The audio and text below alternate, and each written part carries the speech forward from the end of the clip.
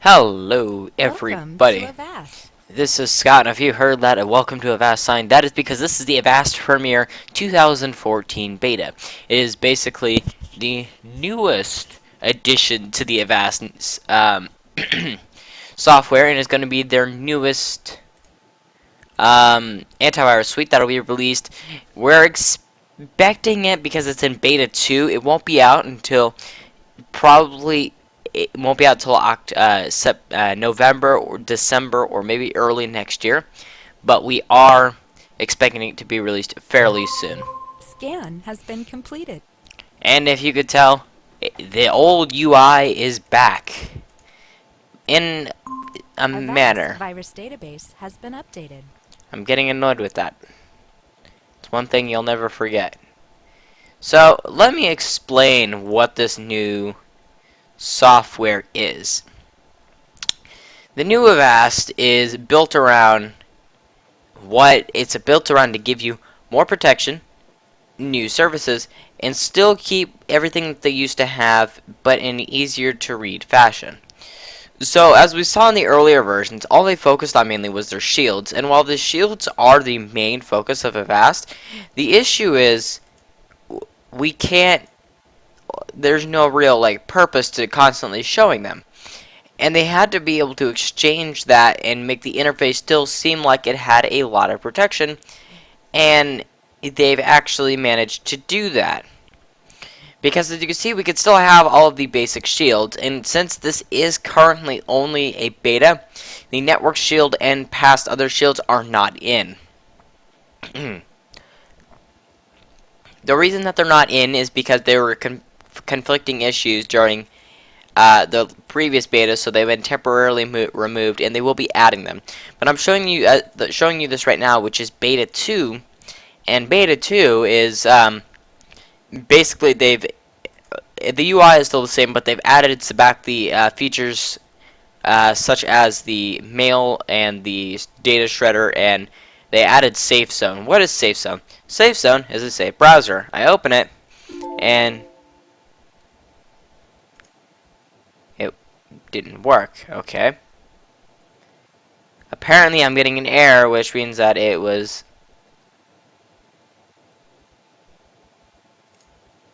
Okay, so it's just being stupid. Program didn't work. Okay, so I could tell you that it's just incredibly stupid with the safe zone. Granted, it is a beta and it's probably already been reported numerous times, but we're actually going to do a couple of. We'll just run some tests and put it against some links after this. So, I'm going to show you how to properly configure it once again, and even though it's only in the beta 2, I want to be able to show you how to properly configure it to the maximum settings. It's going to tell me to reboot. I'm not going to worry about rebooting. It's going to be uninstalled afterwards. It's just a VM, see, evaluation copy, and you can see my real browser out here. So, I'm going to show you to properly configure the limited shields that you have, as well as your firewall, to give you maximum settings. Especially when you're doing early testing with it, I want you to be able to understand and be able to run the program at maximum settings. To do this, come into your. We're going to start with the active protection. Go to your file system shield. Make sure all of these are running. Make sure all of these are running. You can scan all files, scan when attaching, scan when executing, opening, and opening, scan all files. You don't need to worry about the actions. Advanced, all these should be on. System, go to high, everything here. Packers, make sure all packers are selected. And that is all we need for the system shield. Now we're going to come into the mail shield. If you are doing mail-based scanning, then good luck with that. That's about all I could say. Scan SSL. Go to Packers. Make sure it's all Packers. Sensitivity. Go on high, test all files, and scan for potentially unwanted programs. Behavior you could change some of these, such as show the splash screen, but you're probably going to be using free services for testing anyways.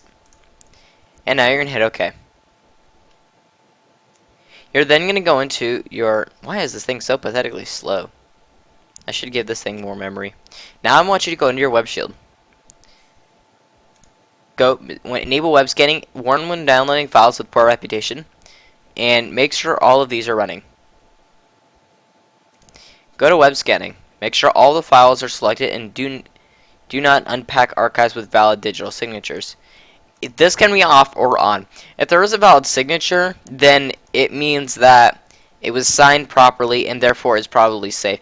In the event, though, someone tries to forge, I guess you could say almost like forge the signature of a valid company, you may want this to be off. So I recommend leaving it off for most computers.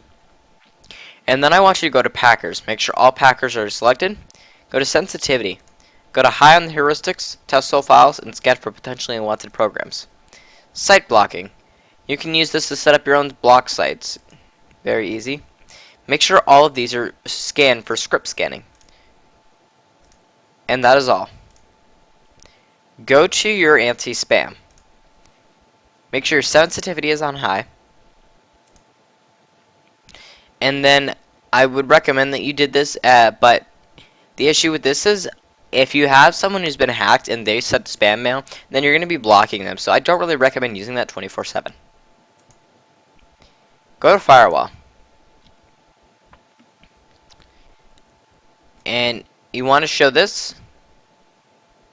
And that is all. Go to Network Profiles. Mine's already been set up. Go to Friends. These, I don't even know what these are. Go to Advanced and make sure all of these are at the point where they should be.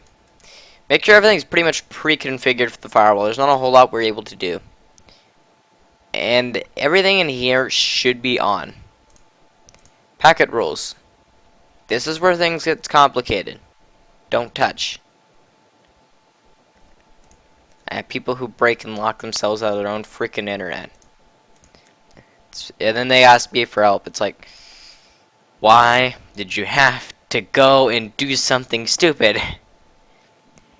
Turn off the Avast sounds. That doesn't make it safer, it's just obnoxious. You can turn on the welcome message if you want.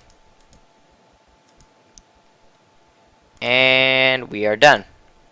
So after this, I will just throw a couple links at it and let you know if it actually blocks them. So we will be back with the test. So thank you very much for watching, and goodbye.